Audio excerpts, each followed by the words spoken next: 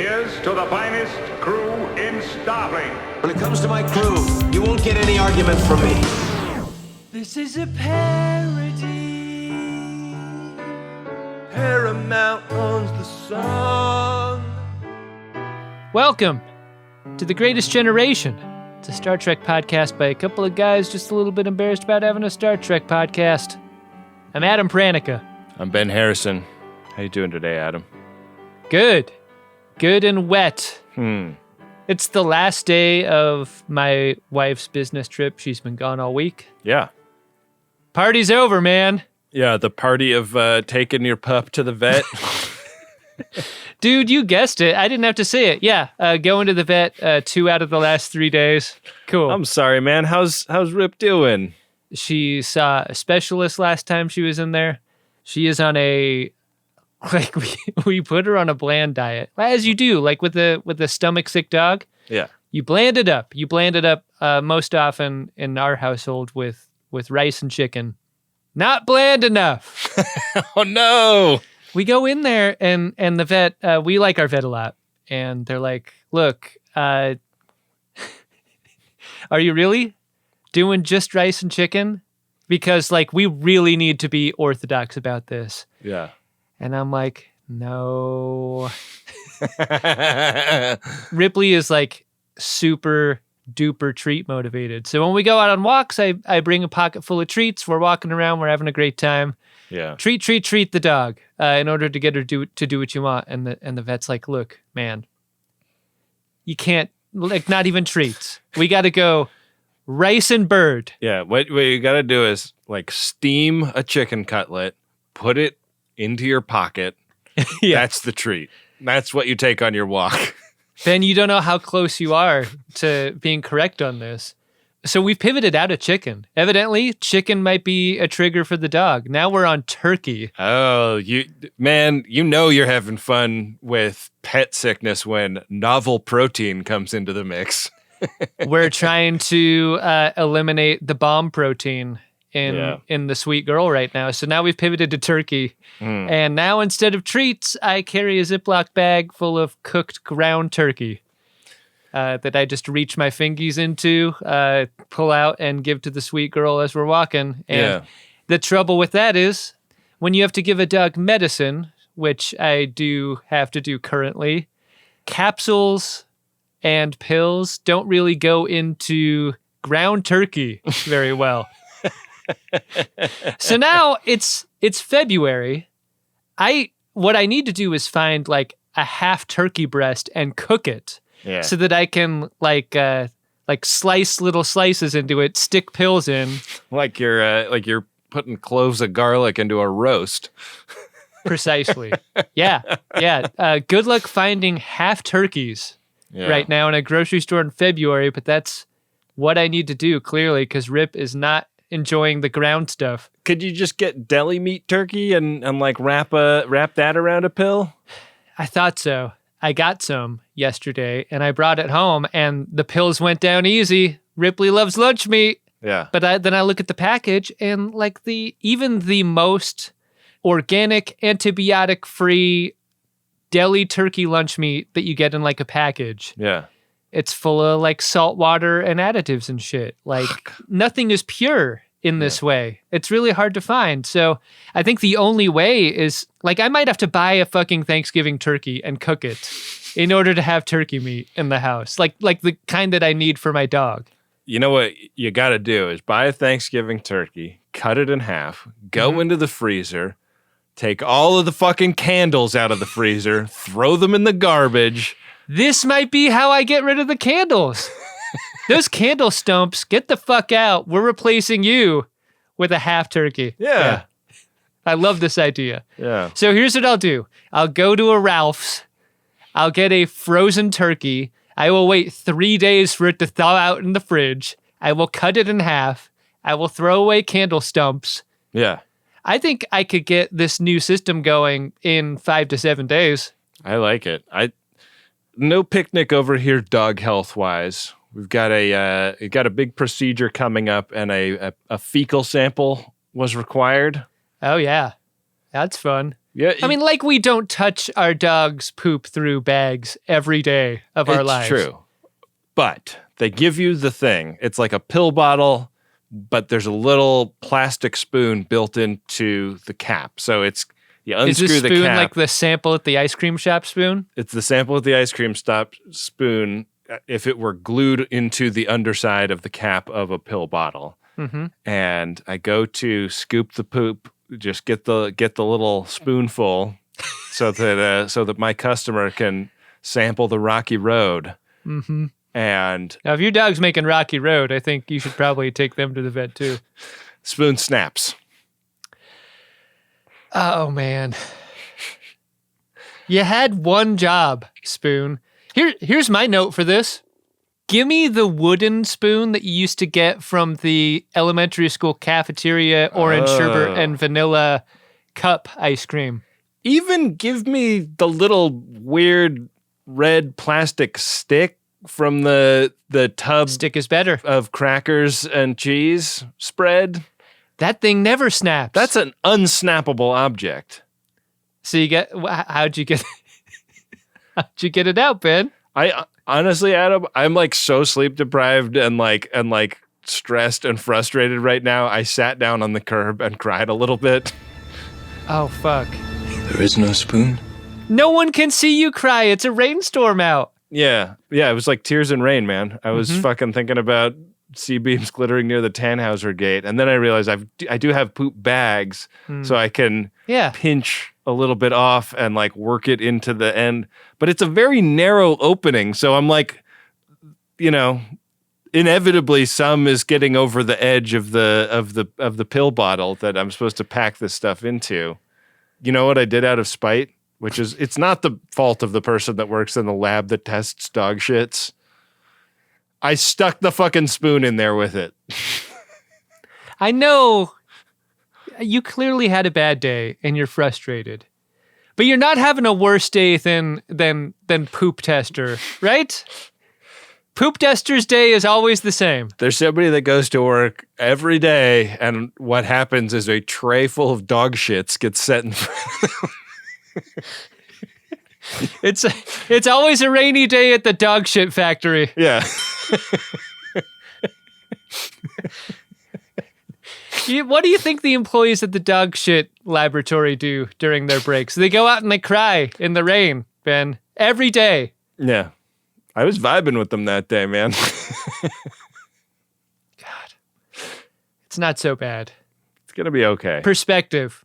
That's what we learned during the Marin today. The dog poop is going to be better. Yeah.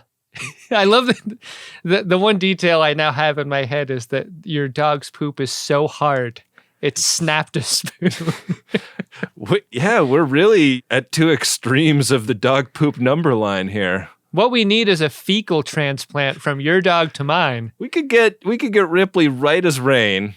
It's true. Yeah. What do you say we talk about Star Trek instead of this, though? Yeah. A different can is what we're facing on today's episode, Ben, on Star Trek Enterprise Season 2, Episode 17, Canamar.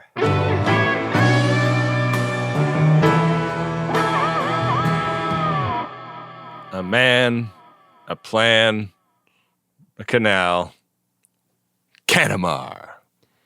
That's what it should have been called. We're like renaming geography on the globe lately. Let the Canamar. Yeah, Canamar's one word. I like it. I like it too. Pro Canamar over here. Our cold open is on a drifting shuttlepod, and it's drifting in that sick, nauseating way that you get in Star Trek sometimes. When things don't move in straight lines and when ships don't face each other in the perfect way. Yeah. It's bad. On board, there isn't even any gravity. That's a fun detail too, right? There's just a floating little tricorder. Yeah. And it doesn't look like anyone's home on the shuttle pod. Archer dead? Yeah, I mean, how are you vibing into the theme song here, given this? Yeah, like did you see a little on T'Pol's face when they were contemplating this? Like they're scanning It's shuttlepod 1, which I thought was destroyed. Yeah.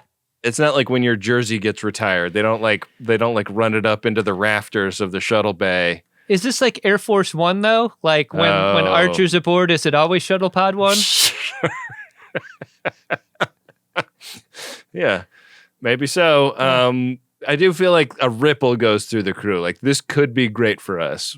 I think where people would feel bad is the loss of Trip. Mm-hmm. Like, here's the thing. I'm going to answer super honestly. I would be delighted to take Archer off the board of this show, right? But not at the expense of also taking Trip. I don't think that's a fair trade to me. I wouldn't make it. I mean, everyone in the engineering section would probably be like, well, at least it's like not so distracting at work anymore. Yeah, at least now we can turn the thermostat down.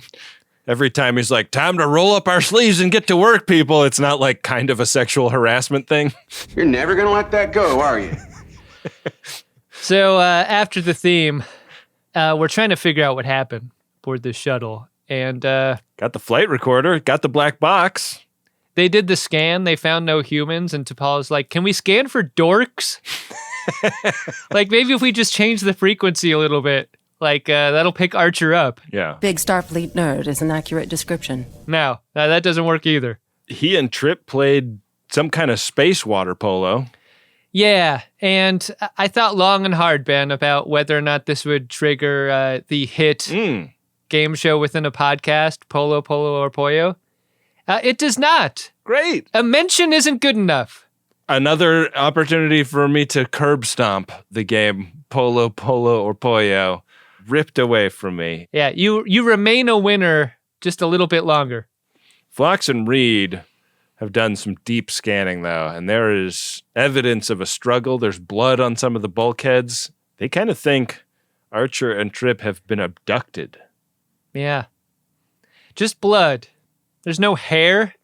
I kind of wanted like a crime scene kind of examination of the thing. Like what we never do is we're never aboard the shuttle pod after that initial cold open, right? And I kind of wanted forensics to go in there or something. Yeah, and Phlox could be like, there are fibers aboard the ship and fluids consistent with sexual activity. Yeah, that would have been fun. We don't get that. We're just around the table hypothesizing. A real sad McLaughlin crew. Issue 1. Suddenly, we're on some other ship. And this ship is run by some leather daddies who looked kind of familiar to me. That cheekbone loaf that they've got. These guys hate the Suliban, right? I don't know if these are the same guys. They're not the same guys, right? Unclear. Like, it seemed like they were on better terms with these guys than the guys that hate the Suliban. But I couldn't tell that cheek loaf apart from that other cheek loaf. One detail about their uniforms is they appear to be made out of the material that you wrap in glass bottles before shipping them to people. You and I have received on occasion like a bottle of fine liquor in a cardboard box that's also wrapped in like very long bubble wrap. Yeah. Not just bubble wrap, but like tube bubble wrap. That's what these guys look like. They're wearing. The goose sent me a really nice bottle of scotch when my son was born. I feel like it came like that. No bottle of scotch when my daughter was born. Yeah. Interesting choice, Goose. Yeah. I mean, he sent a bottle of scotch to your wife before your daughter was born.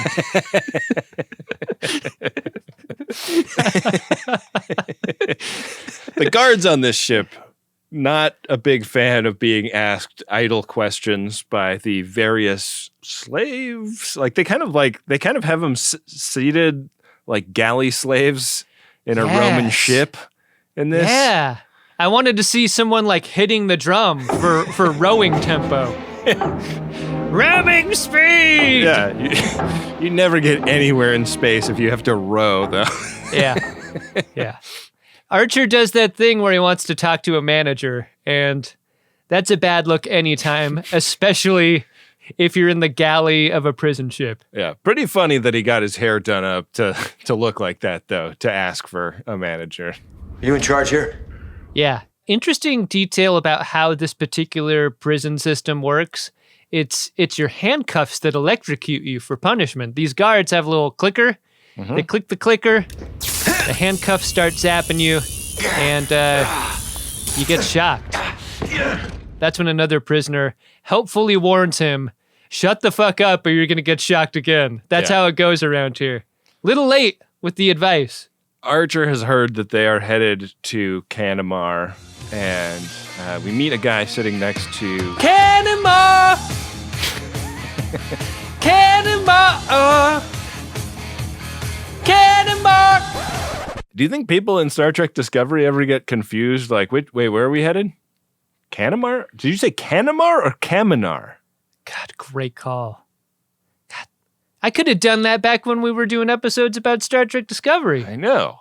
Never thought to do it. You like ask Siri to put the directions in, and you've been like driving for hours, and you're like, fuck, God damn it, this is Kaminar. I'm trying to go to a penal colony, and I'm at this fucking place with the fucking huts on the beach. The guys who dump them out every time they shit their pants. The people who run like horses. That's where I'm gonna stay. Cool. Horse planet. And the goo guys that look like they're in like crude oil. Great. Yeah. Tremendous. Fun. You know what? I'm gonna sleep in the shuttle. So this mystery prisoner on the ship, Ben, did you recognize him? Did you recognize a Mark Rolston? Mark Rolston, very familiar, that guy. He always plays kind of like a Weasley fucker, I want to say. I gotta tell you, Ben, when you cast the guy who played Boggs in Shawshank Redemption in your prison ship episode, I think what you've done there is inject a fair bit of subtext into every moment, intentional or otherwise. Yeah. Archer did his best to fight off the other prisoners on the ship. Even put up a good fight. He never said who did it, but we all knew. We also meet Zoomis, who is an alien who all of Zoomis's nostrils are kind of along his jawline, and just like huge pendulous boogers are hanging out of each one. God. Is this guy worse to look at or worse to listen to over the course of this episode? Yeah. Sean Whalen, the actor that plays this guy, also a tremendous that guy, and like very consistently cast as annoying guy. He's the Raymond Burr guy from the Got Milk ad. He is the Raymond Burr guy from the Got Milk ad. Excuse me? Yeah. Yeah. Wow. He's used to wearing a lot of prosthetics, starting there, where he had to wear a full body cast that covered his face. Well, Here you go. thank you. A real blabbermouth. And it seems like you get shocked if you talk. So this guy has a really maladaptive coping mechanism when he's nervous for this situation. We learned that Trip and Archer have been accused of smuggling. They're trying to explain that they are members of a starship crew, and one of them is the captain, and they should be treated with some deference. But the guards don't give a shit. No, they really don't. Who does give a shit remains back on Enterprise, where T'Pol is doing a FaceTime with a representative of Enolia, and we know that they're related because they wear the same bottle shipping uniform as the prison guards. Yeah. And this guy has got that very specific Ian Holm from Lord of the Rings kind of look about him, this actor. Like that kind of intensity. Yeah, this is Holmes Osborne. Not just a leather daddy, also the father from Donnie Darko. Adam, he's a Donnie daddy. Fuck you. Amazing casting this episode.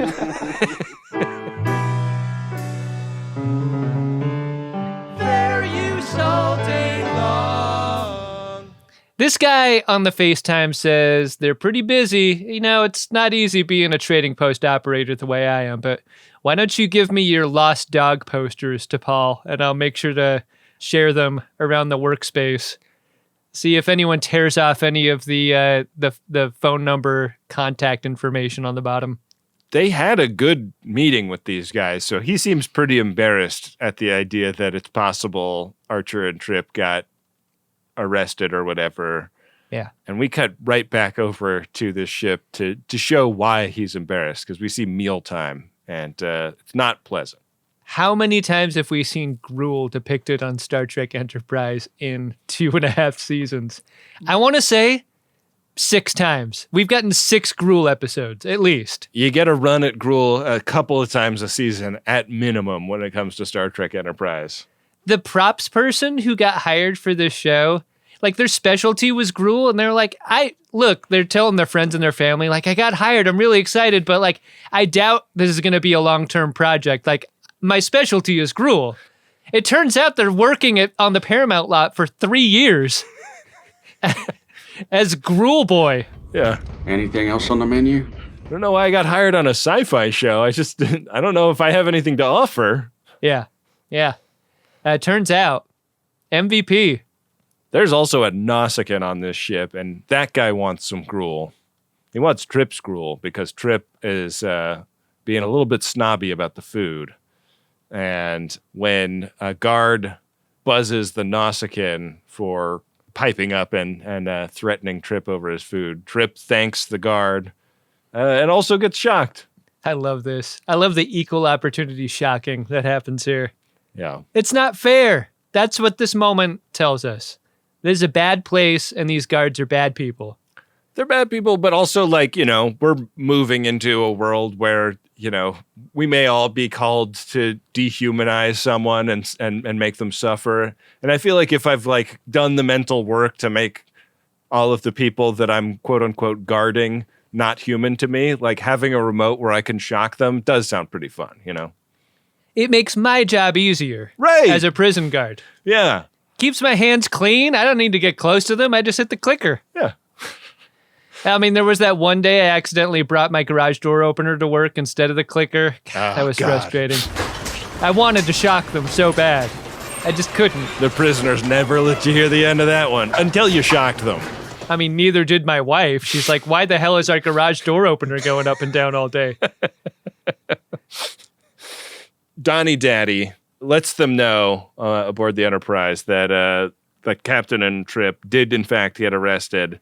And he agrees to go with them to meet up with the transport to, like, give the official word that Archer and Trip are to be released directly to the custody of the NX-01. What a breath of fresh air this guy is. So often we run into an alien species who makes a, quote unquote mistake like this. And they're like, no, this is actually the way our justice system works. Fuck you if you're not on our level. Like, that's just how it is. But this guy feels like suitably regretful. Yeah. In a way that was so different. I loved it. I love a mid-level person in an alien government that's like, yeah, this does suck. Like, we really got to figure some shit out. What are we doing here? You know what? I'm going to take this note for action back to the folks in charge, and we'll see if we can't make this better down the road. Yeah. Maybe the whole, like, you're tried and convicted by the people arresting you thing isn't really a great deal. And we have gotten some notes about the Gruel. I think we're going to make some improvements there, too, in the food and bev department. Yeah, we're going to upgrade to translucent red puck.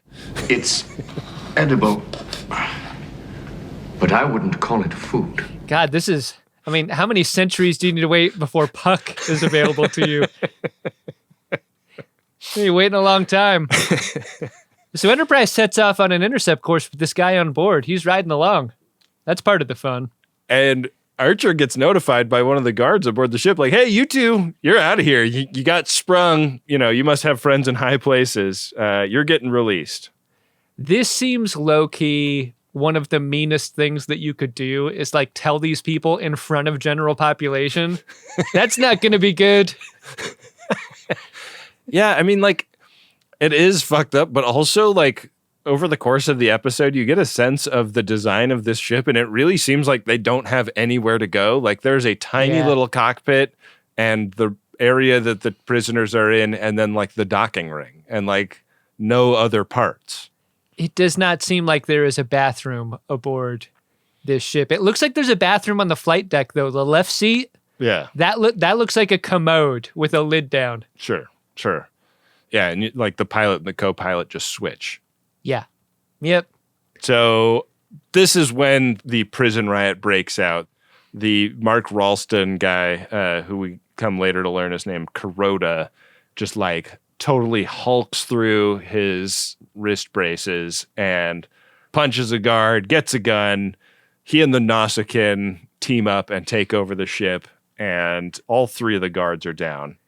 I love the math that they do here during this takeover. They're like, this set is only this big. So if I get up out of my seat and you get up out of your seat, we got to stick the guards in the seats that we left. We have nowhere else to stick them. It's a 1-for-1 situation. Yeah.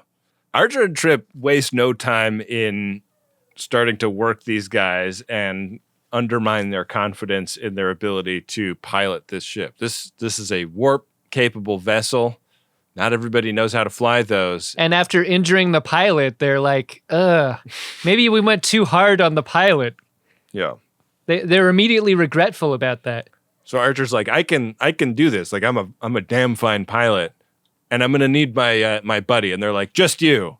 And I was like shocked at how quick Archer was to accept that deal. Like, what are you doing, Archer? Just say, no, I really can't.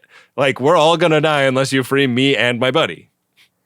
I mean, I did kind of see it his way in that you can't do anything if both of you are restrained. With one of you at least out, you've got some choices. And I think Archer, I hate giving him this much credit. He's playing a longer game here. Okay. I just think he could have taken one more run at, like, let Trip out too. He's a warp engineer, something. Archer's not trying to be a problem. He's trying to get in good with Boggs. I could be a friend to you. Once he's up on the flight deck, doesn't take him very long to orient himself to these buttons and the toilet that represents the left seat.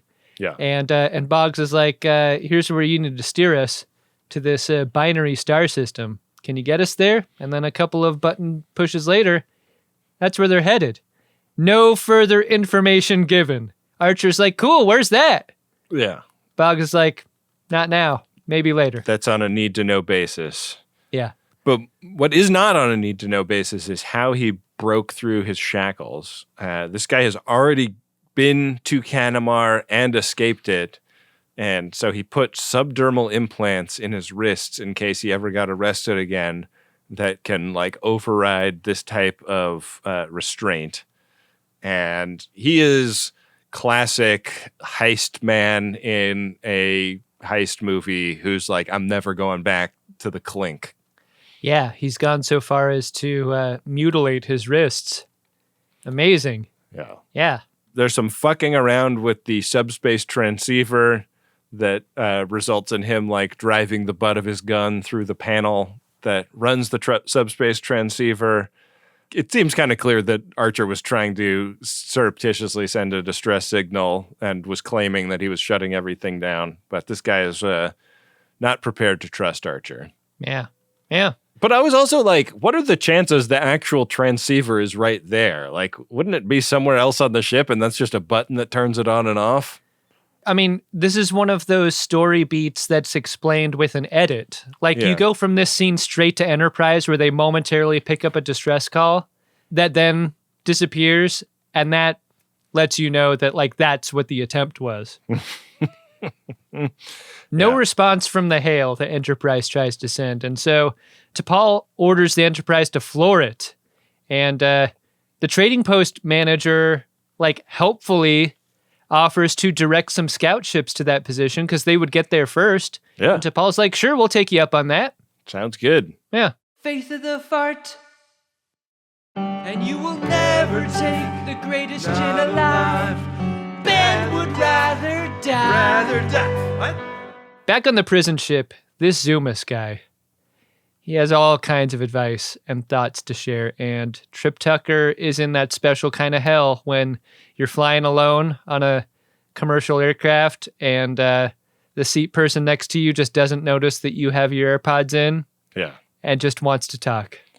He's thinking of having his face reconfigured once they're, out, on the lam so that the authorities don't catch up with him. But also because of all of these boogers dangling out the bottom of it. Maybe just a full face reconfig would help this guy. What's your trick to getting a stranger to stop talking to you? I wish I had one, man. That's a tough one, huh? This is why I'm so reticent to start talking to other strangers. It's like, I don't want to be that guy. You know? Yeah. You're good in public. That's the thing. Just leave people alone. My go-to is like, hey, I got a work thing I got to do. And then I just sort of pop the buds in and open up a laptop or something. Like, and then you watch like an extremely violent movie on your laptop. Yeah, and then I turn on Star Trek. They're like, this motherfucker. And you're like, no, really? In the flight deck, Archer also can't stop running his mouth. He's got that in common with Zoomis. Uh-oh. Here comes 2 ships on an intercept course, Ben. Those are those patrol ships that the guy was talking about on Enterprise. And these ships are ready to fire. They're outgunned.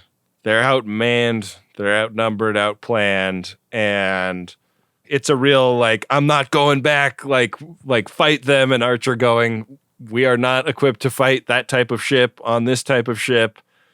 And Archer takes this opportunity to convince them to finally free Trip so that he can rig something up. And they do a classic, like, blow plasma out the ass of the ship and blow it up in space to knock out the pursuing starships move. Pretty fun trick, huh? Yeah. I was trying to remember where we saw it before, and I was thinking like another ship did it to Enterprise, maybe? Yeah, I think that's what happened. Yeah, but Archer's like, yeah, I do this all the time. I'm being that I'm a criminal smuggler. Mm-hmm. So it's interesting because they've like knocked out propulsion on the other 2 ships, and now Kuroda wants Archer to turn around and kill the other 2 ships, and Archer's like, I don't want to turn this into a murder one beef for all of us. I'm not rock and roll. Not at the drop of a hat. I'm hesitating. What the hell is going on? Well, that's what we're trying to figure out. So Daddy Darko, back on The Entrepreneur, lets T'Pol know that, we got those scout ships onto the transport, trying to destroy it. We're doing our best to just destroy that ship. And she's like, what are you talking about? Our guys are on that ship. And he's like, yeah, but you don't know this Kuroda guy. He's also on the ship, and it'll be a mess if he gets away. He takes out a VHS cassette copy of Shawshank Redemption and pushes it into the TV VCR combo. And he's like, I think you'll have a better idea of what we're dealing with after you watch this scene. It's just a bunch of reaction shots of the crew watching Shawshank. Like, what do you think happened to him in the laundry room? How could they cut away? Andy seems changed. He seems darker and sadder now. But it also seems like he has the resolve to do what he must do. Yeah. So back on the prison ship flight deck, Boggs is impressed. And this represents the first time on Star Trek Enterprise that anyone has been impressed by Archer in any way. I love that he's like sort of trying to recruit Archer into that life. He's like, you stick with me. We could really do some heists, man. You imagine how many ships we could gas and then escape? Come on. It's great. I'm a smuggler. I'm not good at much else. Here's what this scene also does. By Boggs attempting to recruit Archer, it kind of makes Boggs look bad. And bad at sizing up people specifically. Yeah, which is a funny detail for how badly he gets tricked over and over in this. Because one of the things that Archer's doing is doing that act tough voice and act tough posture. Like he's a dad at a biker bar, like trying to get in next at the pool table, you know? Right, yeah. Like, why don't you just go sit at the bar, man? Maybe pool isn't for you at this particular bar. It's not as if I have a lot of options right now. Nobody wants your clothes and your boots and your motorcycle no. at this bar. T100 sees Archer in that bar, and then you see his, like, through his eyes, the red heads-up display and, like, all the trivia information about him. Sizing up Archer's body. Summary, waste of a bullet. So we learn that we're heading to a trading outpost in this binary system. They're just going to change cars here. Like, they're just ditching the ship and then getting out of there. back in the back, Trip has been retied back up next to Zoomis, and at this point, Zoomis is just driving him fucking nuts. And Trip kind of boils over. He didn't set a boundary early, so he's like totally dysregulated by the time he actually addresses the thing that's annoying him. He's afraid of being seen as mean or a troublemaker, and so he has to eat a bunch of shit. Yeah. For not sticking up for himself. But then when he does, Zoomis is pouting and hurt, and the way he soothes himself is by stroking the boogers hanging out the bottom of his face. It's hard to be honest with someone when they constantly make you feel sorry for them. Like this is like Trip is in an absolute impossible situation. I just thought it might be nice to have a pleasant conversation before I spend the next 10 years in a penal colony. One detail that we get is where they're headed finally. They're headed to a planet called Tamal, which is the 4th planet in the system, and it's wrapped in a corn masa and then banana leaves before being gently steamed till tender. It seems like an exciting place that I would like to go to. Banana leaves is like the Caribbean version, right? Yeah. Sometimes it's a corn husk. Yeah. I cook more with banana leaves than I do with corn husk. Oh. I think banana leaves are easier to use. They're like more pliable and bigger. I've never tried it that way. I had a friend in high school, and like the holidays, his family would set up tamale night, and like everyone would get around like a huge table, and you'd just sit there at your station, and like you'd either be like loading the tamales or like mixing masa or whatever, and you just produce like hundreds and hundreds and hundreds of tamales over the course of the night. Then take home dozens of tamales, throw them in the freezer. You got tamales for a long time. We go around the table, like one person's made like 20, another person 18, another person 25, Benjamin R. Harrison 3. Yeah, but they're like big fuckers, you know. I'm using like 6 corn husks to wrap these guys. They're like sack of flour sized tamales. Yeah. I'm going to carry this around high school for a week to learn what it's like to care for a child. Up front, it's clear that the ship has taken some damage through its firefight with the scout ships, but Boggs doesn't seem interested in fixing it, and that is a clue about his priorities and what the final mission is going to be of this vessel. He's not hungry either, which doesn't really point to anything specific the way not wanting to fix the ship does. Like the Nausicaan offers him some food, and he kind of gets upset at the very idea of eating gruel. Gruel represents the way things used to be. We're almost out of here, man. We don't need to eat that shit. Yeah.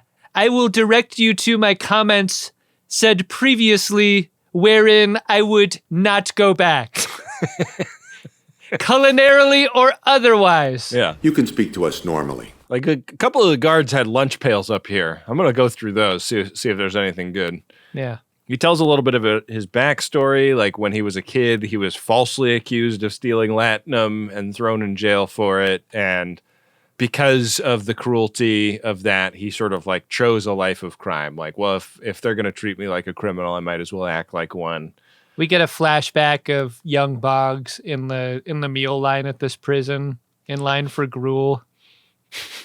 And he does want more at that point, doesn't he? Yeah. Please, sir, may I have some more, specifically. Exactly. So he kind of appreciates this. He's like, I've had a very exciting life. I've really gotten to see a lot, rampaging around the galaxy. Yeah. Specifically, he's like, I learned more being in prison than I ever did from my dad. Which, oof, that hurts. Yeah. Brutal. Changed him. And Archer's like, yeah, I mean, my dad was Simon Tarsus. I know that feel. I didn't want to wait for anything.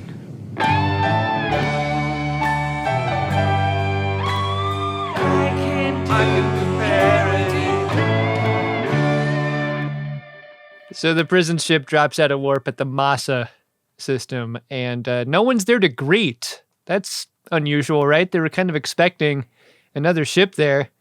At this point, the plan is revealed. This ship that they're there to meet is going to dock with them, and then they're going to leave on that docked ship, and then they're going to set up the prison ship to decay in orbit and crash and kill everyone left aboard, because that would look like an accident, right? And if everyone's dead in this ship accident, no one's going to come to look for them. It's the perfect crime, except for most of these prisoners get taken out in the process. And Archer's pretty horrified by this. Meanwhile, the entrepreneur is entering the same system. Like, they are right there in close proximity now. Yeah. And Reed's big idea is, look, as soon as we get close enough, let's transport them over. And the magistrate makes it pretty clear that, yeah, I mean, you could try, but the prison ships are kind of made to prevent that from happening. So do you have anything that, like, you could shoot out on a chain with kind of a claw attachment at the end? Because I think once we punch a hole in the hull, we could maybe grapple them out. Yeah, that would probably be the best plan. Something you could grab and pull them. Yeah. Yeah, they'd only be in space for a short time. Back aboard the prison transport, they have to fix the docking hatch because that's one of the things that got fucked up in the attack. So Archer is able to get Trip freed again. And this is when he kind of like goes over and like whispers into Trip's ear, like, we don't have a lot of time. These guys are fucking nuts and they're going to try and crash this ship with everybody aboard it. We need to get ready to take over.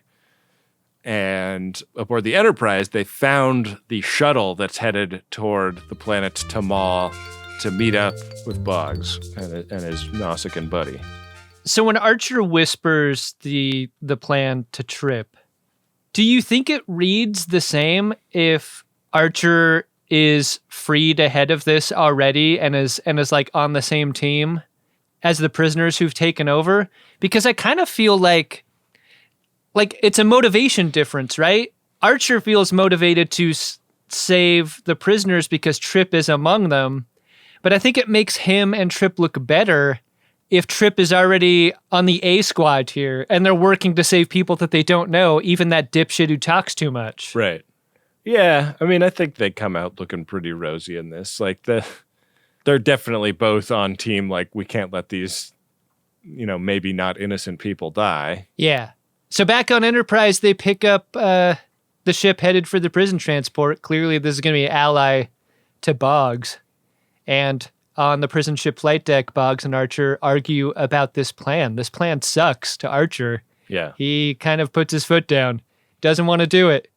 And as Trip continues to work on the docking port issue, I mean, they're going to need this thing to work in order to mate the two ships, right? Yeah, and Trip pulls a fun one, kind of playing to the Nausicaan's ego, like, my arms just ain't the same as what they used to be strength-wise ever since I got pregnant. Do you mind twisting on this valve for me? See if you can open it up? Look at this. And he like pulls back the sleeve of his prison jumpsuit. And the Nausicaa's like, I understand. And he goes in there to try and open the valve. And Trip gets one of the shackles off of the wall and bonks him on the noggin with it, and is immediately then shot by Boggs. Like their attempt to escape, like he gets the one guy down and then Boggs just shoots him. Didn't this same thing happen when Enterprise was taken over by the Suliban? Like recently. Yeah. Like Reed and Trip tried to fight them off. Trip is shot immediately. That's great. I'm just easy to hit. What's that about? Good enough for me. You're my man now. So at this point, we're in a decaying orbit. And right. Archer is like trying to reason with Boggs. He's like, man, this is fucking crazy. Like we didn't even fix the docking ring yet. And now you shot the engineer who knows how to do that. And we need to like change the trajectory so that we're not falling down. And Boggs is having none of it. He forces him to do this repair, which is now incredibly high stakes. They don't have a lot of time left. We're seeing the ships start to like interact with the atmosphere and that like plasma heat develop around their hulls. And this shuttle starts to come in and connect to the ship. This is a great moment because when the hatch opens to this other ship, it's Reed and Mayweather. And they're coming in hot. Very fun. I mean, it wasn't like that big of a surprise given the shot of the Enterprise catching the shuttle in the system, but like a very exciting moment when a door opens and our heroes just come in guns blazing. And it's a very rare moment for Star Trek. I love a fight scene with another element, right? So this is not just a firefight aboard the ship. It's a firefight aboard a ship that is sinking into an atmosphere also. Yeah, and there's a bunch of guys in there that they're trying not to hit because they're tied up and they don't deserve that mess. Yeah. I mean, like even Zoomis, who kind of deserves it because he ratted Trip out to Boggs. Yeah, I don't care much for Zoomis. No. Not a top line concern for me. The Nausicaan gets shot just about as immediately as Trip did. Yeah. And then like bangers start hitting the ship as they get deeper into the atmosphere.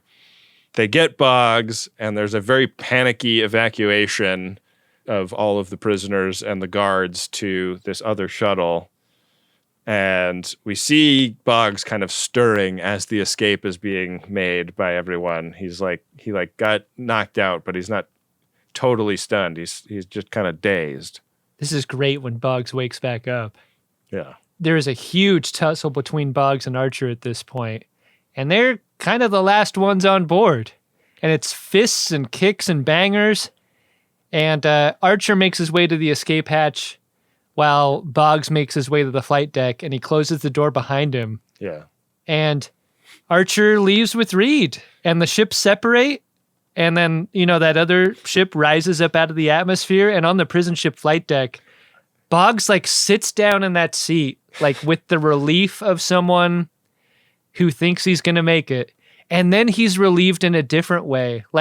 This choice the actor makes is so interesting because either outcome is positive. Yeah. He's ready to go. He's not going back. That's the main thing for him. Yeah. And what's weird is, you hear the first couple bars of Life is a Highway play as the ships separate and Boggs' ship goes down into the atmosphere and explodes. Speaking of songs and ships, have you seen this thing? I've seen it on Reddit mostly, but it's the opening theme to Star Trek The Next Generation as if the Enterprise D is playing the music. Yeah, and it's got the Doppler effect as it zooms away and stuff. That's now what I'm imagining when the prison ship goes down. It's Life is a Highway is playing. Oh, yeah. As it goes away. The Doppler kind of makes it sound tragic and sad. Yeah, it starts to minor key itself as it doppels. Yeah. We get an official Enolian government apology from Daddy Darko to Archer and Trip as they come back aboard the Entrepreneur and tell Phlox about all the prisoners that have a real bad case of gruel butt. They're just not right after eating that shit. And got to get a classic super self-righteous Archer moment at the end here. To kind of spoil the Archer episode that I think up until this point was really good for him. I mean, Daddy Darko's performance all the way through this was very funny to me.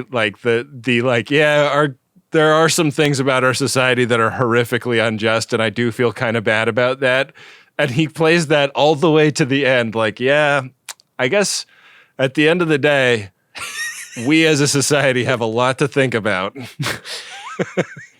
That's what's so interesting to me about the end of this episode is Archer is so indignant and this guy is so yeah, right? Yeah. But there is absolutely no commitment to change whatsoever and no promise that Archer's going to follow up on this shit to make sure it's made right. Yeah, Daddy Darko's a middle manager. He doesn't make the policies, Yeah. Yeah. And that's the tone the episode ends on, Ben. Did you like the episode as a whole, though?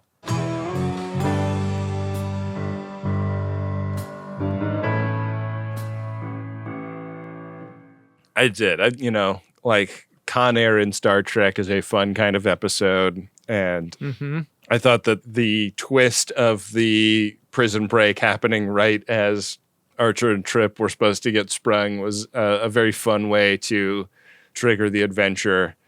And I liked all the characters, a bunch of fun character actors in this one, acting their asses off. Yeah, great job.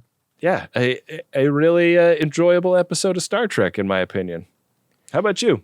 I agree, especially for it being a little bit derivative. Like, we've gotten a couple of Enterprise crew members are scooped up and put into a prison situation. Mm-hmm.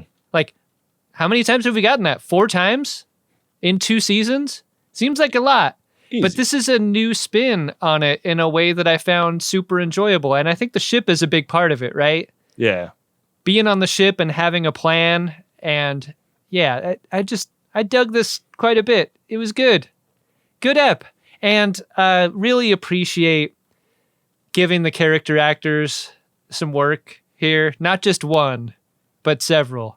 Yeah. That's good work by casting. A lot of fun. Yeah. Well, there's also a lot of fun to be had in the Priority One inbox, Adam. Should we head in there to check out what the friends of DeSoto have for us? Oh, yeah.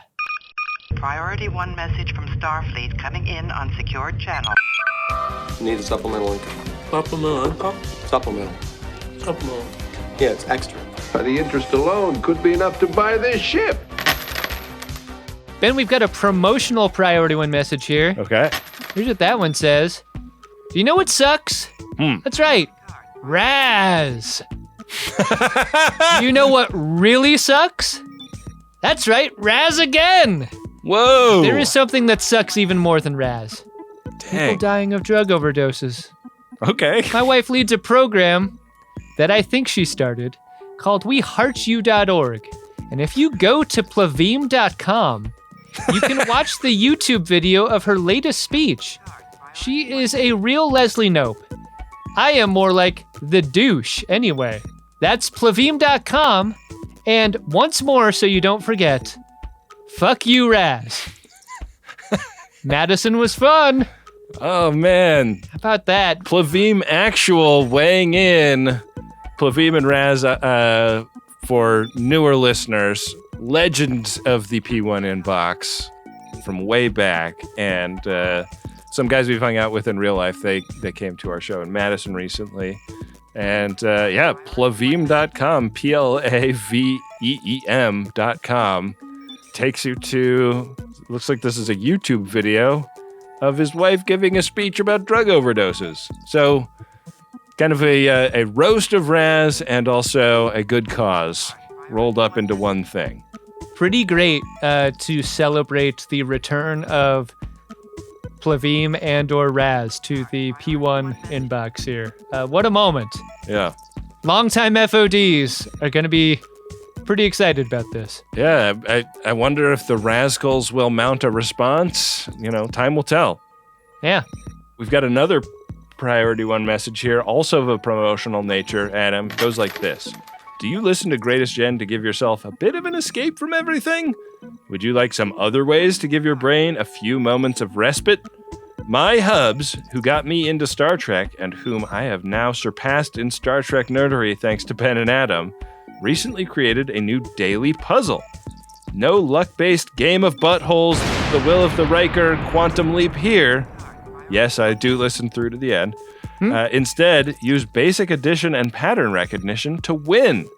This is from Jackie, and she is encouraging us to go to notil.us. So that's spelled KNOTIL.us to play this game. The game is pronounced not ill us, like the mollusk species Nautilus. Oh. Yeah, there's the pronunciation guide. I like it. Man, I finish my my New York Times games every day, and sometimes I'm still wanting another thing to do. So I'm gonna have to add Nautilus to my list. Yeah, I think a game that just involves basic addition will be something that FODs will not find too challenging. Definitely sounds like my speed. Yeah. Yeah. Well, if your speed is supporting the show with a Priority One message, you can do that at MaximumFun.org/Jumbotron. Write some words about your wife and a project she's doing, or about a fun game that you're making, and we'll give you the Greatest Gen bump. Indeed. Hey, Adam. What's that, Ben? Did you find yourself a drunk Shimoda? Incredible. Drunk Shimoda. You know what? I'm kind of speaking out of both sides of my mouth because in the last segment I was praising the casting choices for kind of emptying the horse stable of character actors on this episode. But at the same time, Boggs on a prison subject show. That choice is my Edward Larkin. He was also in that episode of TNG where the guy had committed suicide. He jumped into the warp stream in a cell. Yeah. Yeah. Dark stuff. Yeah. So I think typecast for creep or off for like a guy that feels dangerous, like unspeakably dangerous in a prison environment. Yes, and that is articulated like an award show category that you just the award for the depiction of unspeakably dangerous character in a science fiction or prison context award goes to. That's mine, Ben. How about you? I'm gonna give it to Zoomis, the Sean Whalen character. I don't know if it was his acting choice or something that the makeup department came up with or something that was in the script. I mean, I don't know if the script would ever have a detail like there are dozens of long boogers hanging out of holes at the bottom of this character's face, but his choice when he was upset to run his fingers through them. Yeah. This character is fucking annoying and we're supposed to be fucking annoyed, but we're also supposed to feel bad, but we're also still supposed to kind of hate him. And that's also a conversation between the actor and the makeup artist. Like, hey, can I touch these? Yeah. How much can I touch them? Yeah. So that moment when he's in soft focus and Trip is trying to walk back the explosive reaction he's just had. Yeah. Was my favorite moment in the episode. It's don't touch him. Yeah. Yeah, that's fun. Face of the fart. You want to hear anything about the next episode of Star Trek Enterprise, Adam? No, let's leave it as a surprise. Wow. Well, no, we can't do that. We have to do the segment. The surprise will be what happens with the Game of Buttholes, the Will of the Riker, Quantum Leap. The episode will be Season 2, Episode 18 of Star Trek Enterprise, The Crossing. Non-corporeal aliens possess the bodies of the Enterprise crew. Oh, that's fun. Yeah. They're going to be kind of puppeted around? Sounds like it. That sounds great. You know why I like these episodes? You get to see a different gear for our actors. Mm-hmm. Yeah. Play a different character wearing the same costume. This is something that Jerry Ryan did very ably back on Voyager. I think that was maybe the most recent example of something like this. That's good stuff. Yeah, absolutely. How will we be viewing this episode, Adam? Well, Ben, our runabout is currently on square 28. That's made what we've done here a regular old episode. Let's see if we're doing something unusual for this upcoming episode. Let's do it. You're required to learn as you play. Roll. Ben, we have landed on a special square. Okay. It's so interesting that we talked briefly about slash fiction earlier on because I've landed our runabout on square 4. That is J/C. Whoa. The description of this is the person who rolled has to read Jeffrey Combs' character slash fic to the other in next week's Marin, which means I will be sharpening my slash fic pencil and writing a bit of slash fic and reading it to you during the open of the next episode. It's going to be Shran fic, huh? Shran fic, indeed. I'm semi-tumescent already. That's very exciting, Adam. Yeah. Yeah, it's going to be titillating. Titillating for antenna. Wow. Yeah. Excited. Want to express our gratitude to all of the friends of DeSoto who support this show on a monthly basis. Your support means so much to us, and coming up real soon is the Max Fund Drive. So if you're not already a supporter, get ready to become a supporter in just a couple of weeks here on during the Max Fund Drive. Most important time of year for us.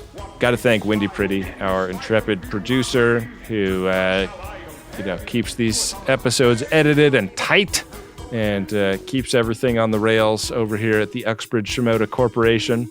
We also got to thank Bill Tilley, our temporal Cold War time consigliere, making hilarious trading cards that you can find at the Greatest Trek Instagram these days, at Greatest Trek. On all social media, our social media accounts are run by Rob Adler, who also runs our mailing list and, makes those things fun to follow, fun to subscribe to the mailing list, fun to follow at Greatest Trek. We encourage you to do so. Yeah, making things fun for FODs out in those social media streets. Adam Ragusia is a partner who has made our theme and interstitial music. Music you're hearing right now is from Dark Materia. He gave us permission to use it so many years ago. Adam Ragusia co-hosts Wholesome. Yeah. Dark Materia does not. Adam Ragusia, the third host of that show that we do every week. It drops on Wednesday. It's a fun hang with the three of us, and totally different from what we do here on Greatest Trek and Greatest Gen. Indeed. With that, we will be back at you next week with another great episode of Star Trek Enterprise, an episode of the Greatest Generation Enterprise, where Adam and Ben are so horny, you might think that we've been possessed by horny people. I don't need to be possessed to write great slash fiction. Yes, but it helps. Just possessed by inspiration. Okay. Make it so.